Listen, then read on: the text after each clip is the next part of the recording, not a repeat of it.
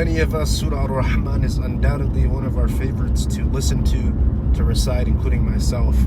And I never thought about these specific ayat in this surah in this way, and it just blew my mind. And I was telling my friend who's hafiz about it, and it just blew our minds, to be honest. The ayat are Bismillahir Rahmanir Rahim. Kullu man alayha faan.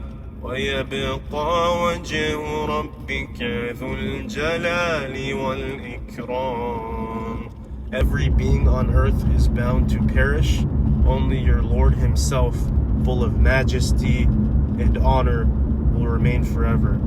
Allah subhanahu wa ta'ala then proceeds to ask which of our favors that we will deny. And let me point out something amazing to you that I found in the footnotes of the translation. So for many of us, this would represent a gloomy disposition, and when I think of it, kullu man alayha faan, to be honest, I think of like, not a negative thing per se, but like a dark or gloomy thing, because we're talking about things that die, that expire. The fact that humans were not built to last, the fact that we get degeneration of our eyes as we age-related macular degeneration, the fact that our vertebrae compress, we get shorter, the fact that our telomeres shorten. So really, it's not necessarily the happiest that comes to mind initially, right?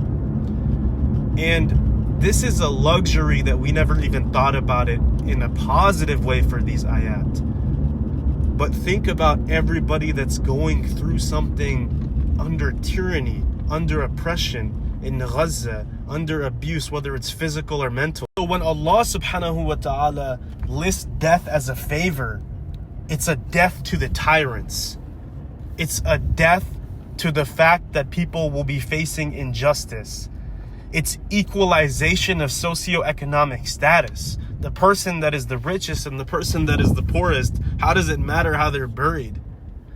You know, they're going to be asked the same questions. So when Allah subhanahu wa ta'ala asks about the favors, it's an end to this world. And death in that sense leads to eternal joy and paradise for the believer. And all the worries and anguish and stress, that's gone, because every being on earth is bound to perish. I never thought about it in this context. And it's amazing.